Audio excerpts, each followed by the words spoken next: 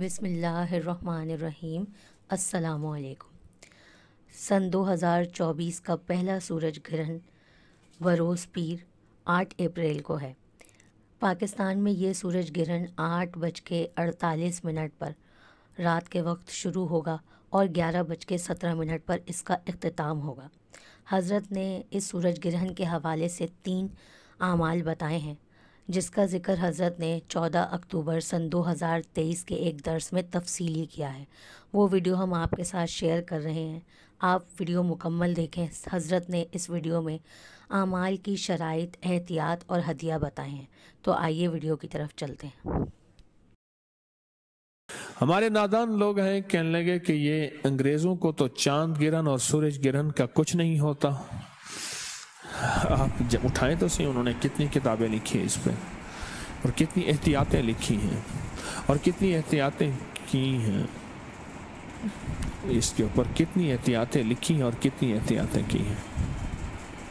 हत्ता कि हामला औरत के लिए सूरज ग्रहण और चांद ग्रहण की एहतियातें उस औरत के लिए जिसके नापाकी के दिन हो, उसके लिए क्या एहतियातें हैं। उस मर्द के लिए या उस जवान के लिए जिसकी अभी मूछें दाढ़ी निकल रही है, उसमें क्या एहतियातें करनी है।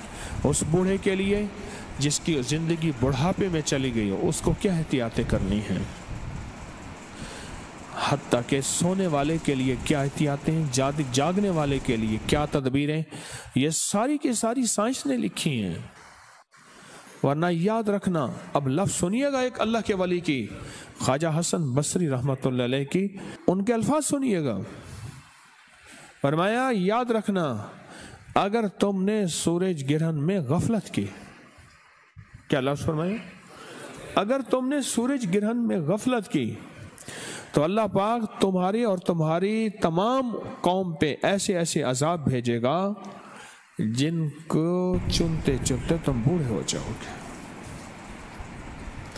और एक रिवायत ये है कि एक दफ़ा एक साल में आपने ये फरमाया, अल्लाह जल्ल शानहू की तरफ से ऐसी ऊपर से बलाएं टल आ रही हैं, ऐसे जैसे कि तस्बीह के दाने गिरते हैं, तस्बीह टूटती है और तुम उनको चुनते चुनते बूढ़े हो जाओगे। और लोग लग गए अमाल में, लग गए कि निज़ाम है, बड़ी बड़ी हस्तियां इसको लेके चली हैं। चूँकि उम्मत में अमूमी ये चीज़ ख़त्म हो गई है, हमें हर तरफ से आगाही मिल रही है हर चीज़ की। इस चीज़ की आगाही नहीं मिली, इत्तला नहीं मिली कि सूरज ग्रहण में मेरे हजूर का अमल क्या था, हजूर के मानने वाले, कमली वाले के मानने वालों का अमल क्या था, उनकी ज़िंदगी में क्या होता था और कैसे होता था। कलाए मुअल्ला, लाल किला को कलाए मुअल्ला कहते थे। लाल किला में बाकायदा इसका एहतमाम होता था।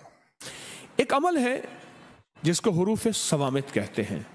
कुरान पाक के 29 हरूफ अरबी के कुरान के, उनमें 13 हरूफ वो हैं जिन पे नुक्ता नहीं है।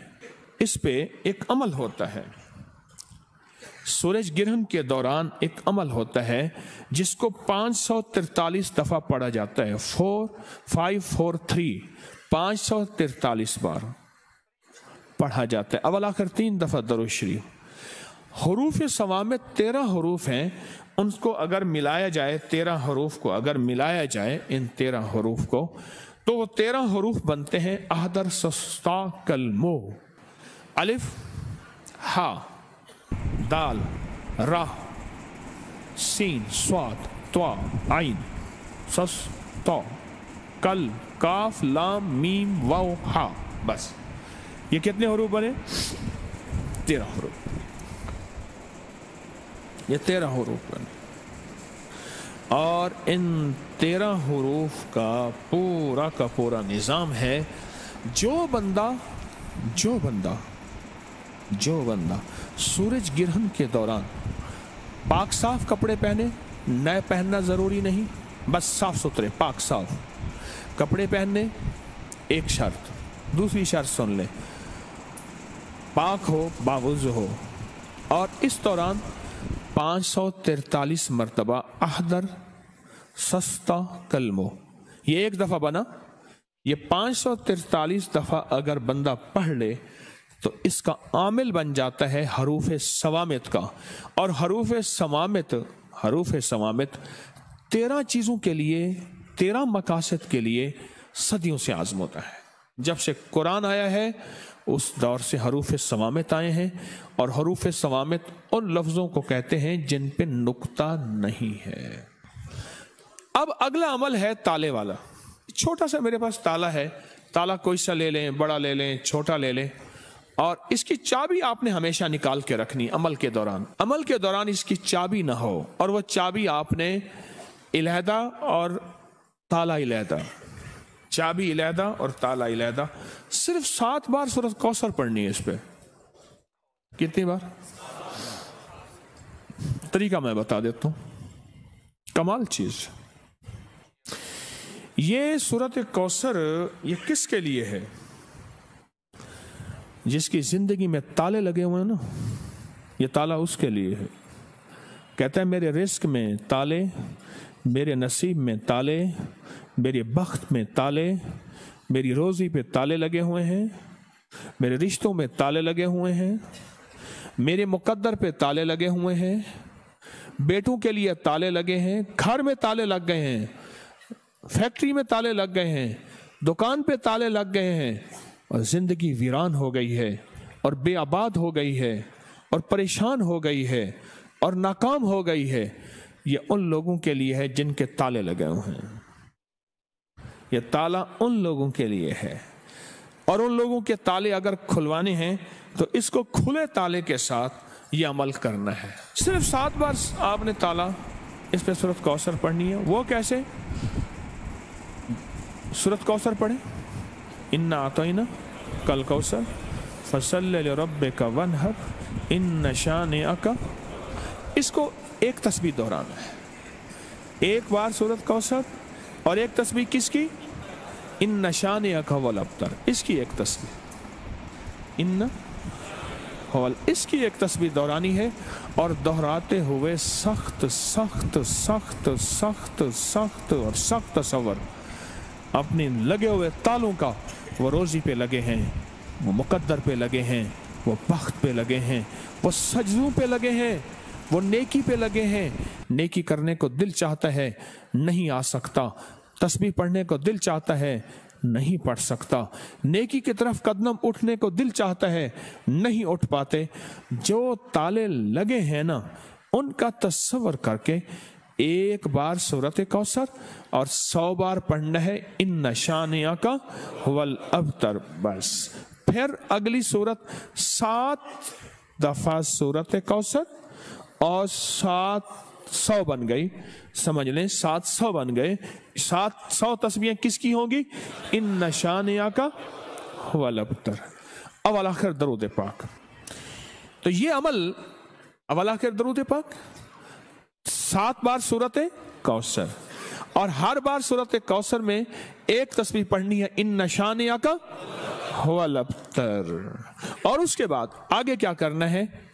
آگے یہ کرنا ہے تالا کو کھلا رہنا، تالے کو بند نہ رکھنا، اس کو بند نہیں کرنا، کھلا رکھنا۔